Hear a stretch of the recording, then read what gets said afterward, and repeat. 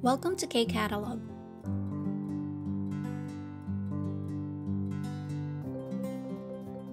Level 3, Unit 15 Textbook, page 199. Nasa sige, writing part na tayo. So, yung writing part natin will be quick, no? Mabilis lang siya kasi madali lang naman yung nire-require sa atin.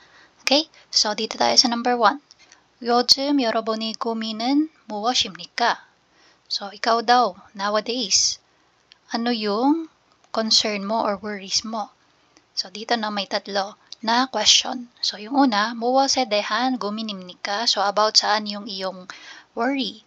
And then, 어떤 문제가 있습니까? So, ano yung pinaka-problem? Kumbaga, detail mo siya na de-describe. And then, 그 고민을 해결하기 위해 어떤 노력을 해봤습니까? Ano daw yung mga efforts na ginawa mo or tinry mong gawin para ma-resolve or masolusyonan mo yung worry or concern mo na yon. So, sagutin lang natin tong tatlong questions, no? Tapos, para magkaroon ka idea saan mo kukunin yung mga sagot na yan kung wala kang maisip. Ang advice ko is balikan yung OHWI part ng Unit 15. So, check lang natin ulit yung vocabulary part na yon. Ito, no? So, yung vocabulary part dito, no? Kumin. So, ito yung iba't ibang klase ng concerns na pwedeng ma-experience. So, pwede kayong kumuha dito para masagot yung tatlong questions. So, dyan, anong klase ng worry or concern, and then pwede mong ipasok kahit isa dito, no? Kasi may mga binigay siya na example specific na problem. Yan. So, dito, yung gagawin natin mamaya or gagamitin natin sa example ko is yung yuga 문제. Tapos, kukunin ko tong 직장과 육아를 병행하기 힘들다. Balik tayo dito, no? Sagutin natin yung number 1.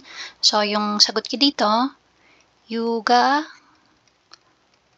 문제에 대한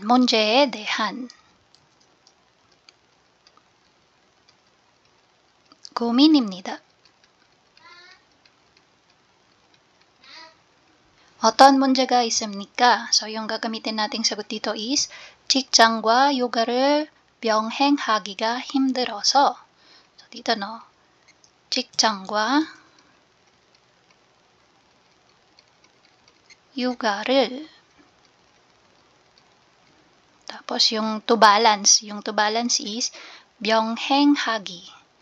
So, 병행하기가 힘들다. Okay, so 힘들다 lang muna yung isulat natin. So, 힘듭니다. Okay, so yung detail, mamaya, dadagdagan natin yan. Lalagay natin yan dito sa number 2 pag sinagot na natin tong application form. So, ito muna yung sagot natin sa second question, no?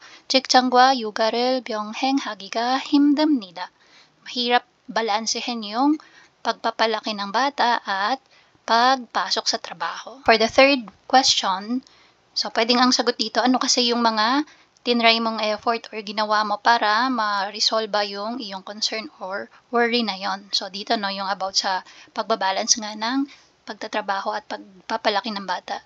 So pwedeng ang isagot dito is, halimbawa, makikipagkita ka sa mga kaibigan mo, kaya dun sa pinagkakatiwalaan mong kaibigan, and then, i-share mo kung ano yung concern mo na yon. So, you can hear yung side niya or ano yung naisip niya para receive ka ng advice.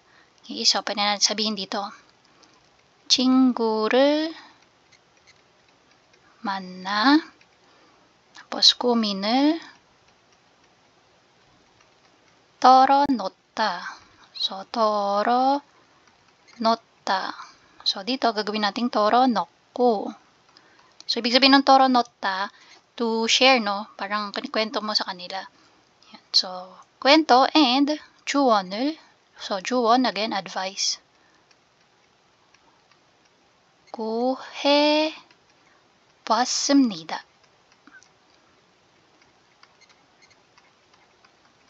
Okay, again, 친구를 만나 고민을 털어놓고 조언을 구해보았습니다.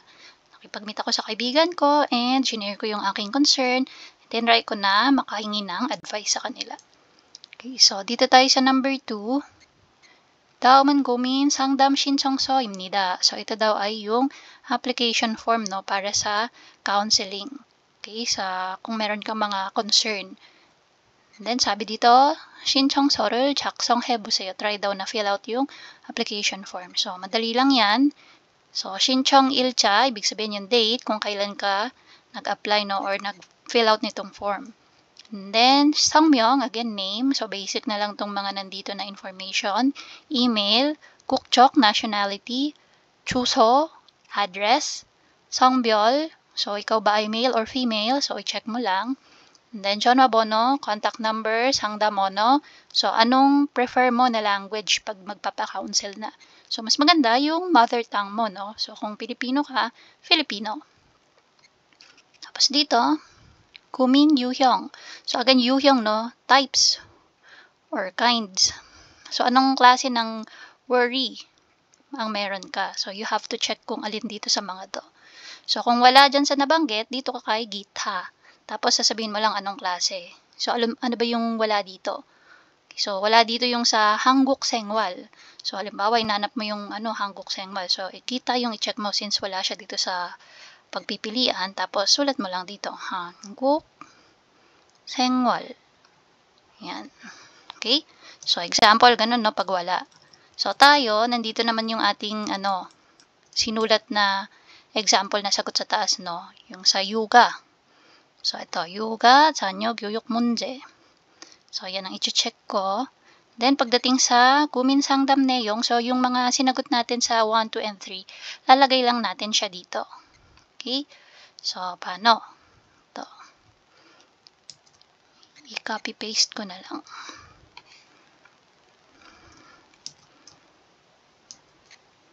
And, lakihan natin konti. Okay, so, yan.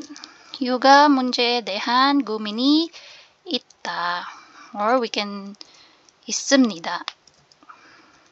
We can use yung 있습니다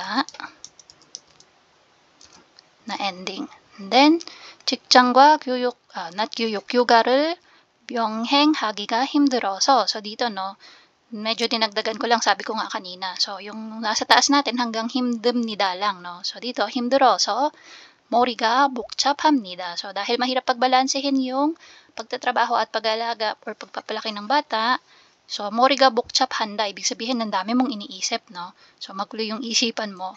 So, yan. 머리가 복잡한다. Gawin lang nating 합니다. 복잡합니다.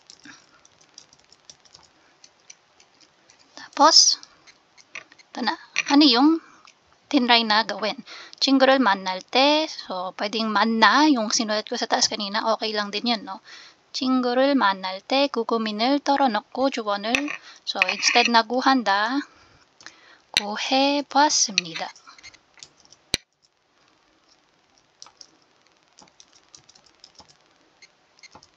Okay, so, 친구를 만날 때 그 고민을 털어놓고 조언을 구해봤습니다. So, ganyan lang po, no, yung sagot dito sa number 2. Okay? So, ganun lang ating writing part this time. Tapos ito, no? Kayo na ang bahalang mag-fill out dyan. So, again, that's for the writing part ng Level 3, Unit 15. And that's it. If you find this video helpful, please hit the like, share, and subscribe button. So I still hope to see you in the upcoming videos. And again, thanks for watching.